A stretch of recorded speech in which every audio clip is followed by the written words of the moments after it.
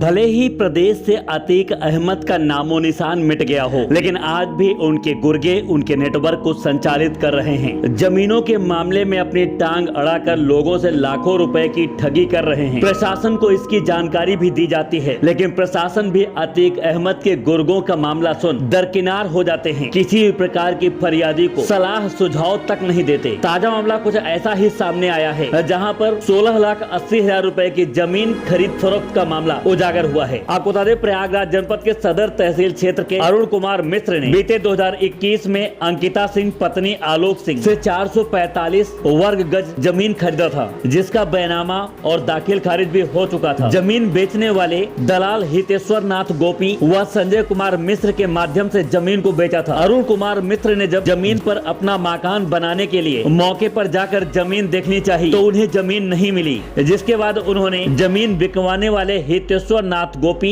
व संजय कुमार मिश्रा से शिकायत करी। लगभग 2 सालों से उन्हें यह आश्वासन देकर वह लोग टालते रहे कि जल्द अंकिता सिंह पत्नी आलोक सिंह आकर आपको जमीन चिन्हित करवा देंगे, जिसके बाद आप अपने मकान का निर्माण कार्य शुरू कर सकते हैं। समय दर समय बीतता गया, लेकिन अंकिता सिंह पत्नी आलोक ना ही सामने आए, न मौके पर जाकर प्लॉट दिखाया, बल्कि हितेश्वर नाथ संजय कुमार मिश्र ने अरुण कुमार को जमीन नहीं दी, बल्कि उसके एवज में उन्हें धमकाने लगे। हितेश्वर नाथ व संजय कुमार मिश्र ने एक दिन घर जाकर अरुण कुमार को पैसा वापस करने की बात कही, जिस पर अरुण कुमार मिश्र ने यह कहते हुए पैसा वापस लेने के लिए हाँ कर दिया कि जमीन तो वैसे भी आप दे नहीं पा रहे, कम से कम मेरा पैसा ही दे दो। लगभग 3 सालों के बाद उक्त दलालों ने 5 लाख रुपए का चेक काट कर दिया, जिसके बाद से लगातार अरुण कुमार बैंक के चक्कर काट रहे हैं, लेकिन आज तक वह चेक कभी क्लियर नहीं हो सका। चेक बाउंस होने की शिकायत हितेश्वर नाथ व संजय कुमार मिश्र से किया तो उक्त लोगों ने चेक वापस कर नगद पैसे ले जाने के लिए प्रयागराज के अमित दीप मोटर्स बुलाया, जिसके बाद वहां पर किसी से फोन पर बात कराया। उक्त युवक ने अपने आप को अतीक अहमद का आदमी बताया। उसने बताया कि जमीन को तुम भूल जाओ, और वरना फिर तुम ये बताओ कसारी मसारी के कब्रिस्तान में दफन होना चाहते हो या फिर दारागंज के शमशान घाट में। जिसके बाद से अरुण कुमार डर गए और उन्होंने आज तक किसी से शिकायत नहीं की थी, लेकिन जैसे ही अतीक अहमद का साम्राज्य खत्म हुआ, अतीक अहमद को गोली मारी गई, उसके बाद से अब अरुण कुमार को यह आस है कि प्रशासन के अधिकारी उनकी बात को सुनेंगे और उनके प्लॉट या फिर उनकी रकम को वापस दिलवाएंगे। आपको बता दें, बीती 10/5 को अरुण कुमार ने उच्च अधिकारियों को प्रार्थना पत्र देकर पूरे मामले से अवगत कराया है। हालांकि अभी तक प्रशासनिक अधिकारियों द्वारा किसी प्रकार की कोई कार्यवाही से अवगत नहीं कराया गया, लेकिन अरुण कुमार मिश्र के पिता कुलदीप मिश्र ने मीडिया से रूबरू होते हुए क्या कुछ कहा, आप भी सुने। अब देखने वाली बात होगी, यह वीडियो सामने आने के बाद अतीक अहमद के नाम पर धमकी देने वाले गुर्गों के खिलाफ किसी प्रकार की कार्यवाही करेंगे। ऐसे गुर्गों पर कैसी कार्यवाही होनी चाहिए, आप हमें कमेंट कर जरूर बताएं। एनडी न्यूज के लिए प्रयागराज से इस स्टोरी को कवर किया है राजेश सोनकर ने, और उनका साथ दिया है सुनील यादव ने। क्या मामला है आपका, किस लिए आप परेशान है, क्या कहाँ एप्लीकेशन दिए, क्या कागज दिए, क्या है पूरा मामला? मामला ये है सर कि मैं अरुण मिश्रा, पिता कुशलदीप मिश्रा, असुल निवासी अशोक नगर पत्रकार कॉलोनी। हमारे यहाँ एक संजय मिश्रा जी आते थे, उन्होंने कहा कि आप एक ज़मीन मिल रही है, उसको आप ले लीजिए।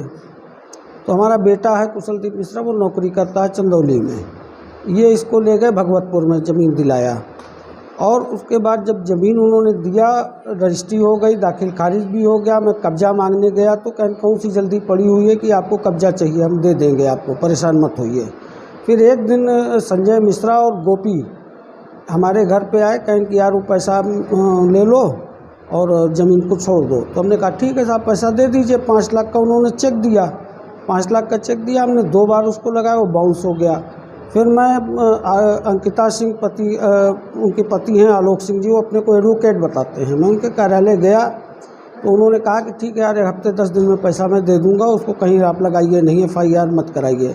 2 बार उन्होंने दौड़ाया। जब तीसरी बार मैं गया तो उन्होंने एक फ़ोन पकड़ाया, क्या भाई से बात कर लो।